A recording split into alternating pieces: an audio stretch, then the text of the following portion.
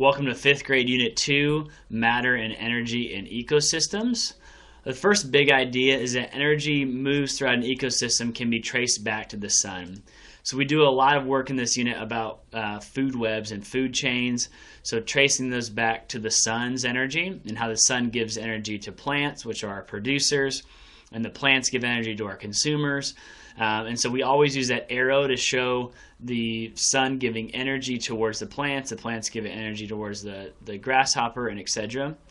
There's two standards that focuses on that. Use models, which is a food web diagram, to describe the energy in animals' food used to be energy from the sun, and then develop a model used to describe the movement of matter amongst plants, animals, decomposers.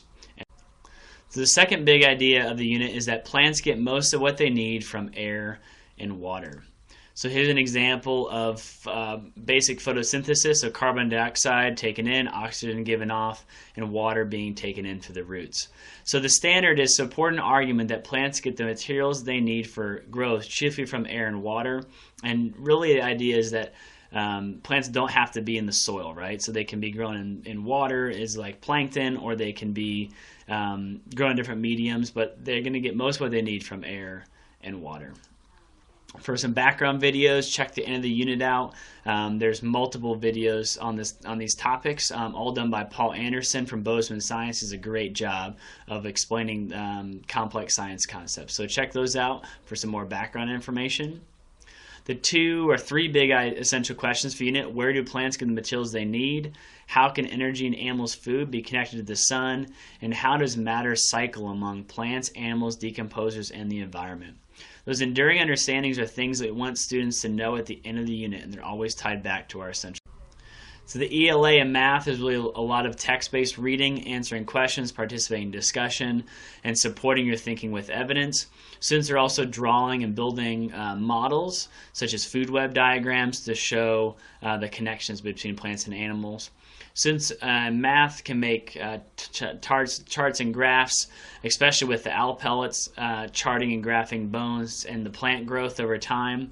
So there's a lot of opportunity for measurement and then that real-world use of data. Some of the books we're going to be looking at: Butternut Hollow Pond, White Owl Barn Owl, The Salamander Room, and several different articles from either ReadWorks or incorporated into Picture Perfect units.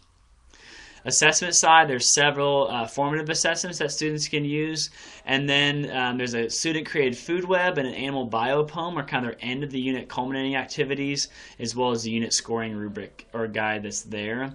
Also, this is a great time to do a classroom interim or classroom assessment from ACT Aspire if that fits within your window.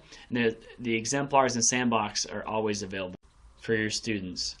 Taking a look at the sample unit plan, the first week we spend on mystery pellets, where students are dissecting an owl pellet, graphing the bone charts, taking a look at food webs, identifying where the owl fits in the food webs, and really this introduction to this flow of energy.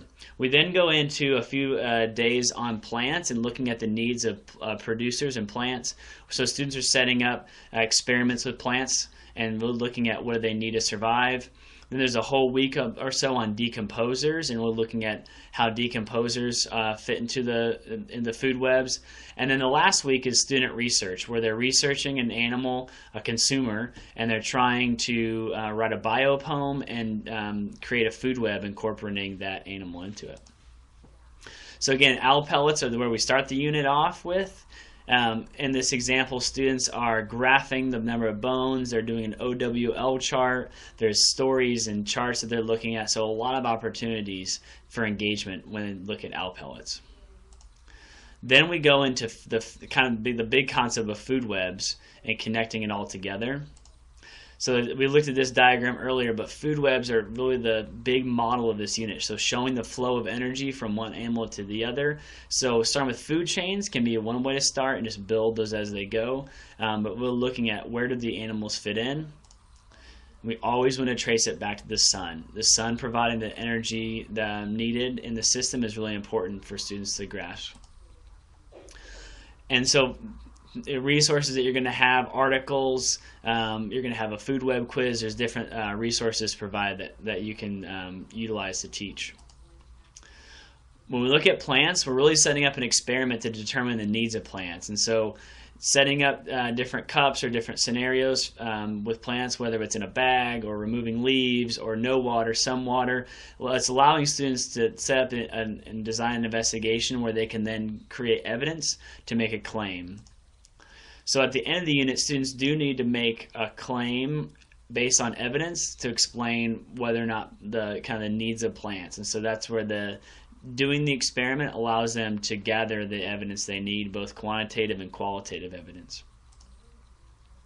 So we spend a week on decomposers in this unit as well, and so there's a lot of really cool things you can do with decomposers. So there's options like building mold terrariums and bags or jars where students are adding food and just watching and observing as mold grows on those. They're looking for scavengers and decomposers on a hike. There's some game called Scavengers and Decomposers where students are trying to identify kind of like Guess Who. And then there's some really great decomposition time-lapse videos available on the unit, and they're connected in there as well. So to end the unit, they're going to do a consumer research. They're going to look at a specific animal. So there's a teacher example called the spotted salamander, and there's a biopoem that students can create. So both the graphic organizers and all the samples are provided in the unit plan. Then students will be creating a food chain or food web including their animal. So here's the salamander, and then there's a big food web connecting the salamander. So a great way to kind of finish up that is to get a gallery walk and allow students to check out each other's food chains and biopoems. Finally, at the end of the unit, again, a great time for an interim assessment or classroom assessment, and then those sandbox and exemplars are always available. So hopefully you get students enjoy watching the flow of energy through the ecosystems.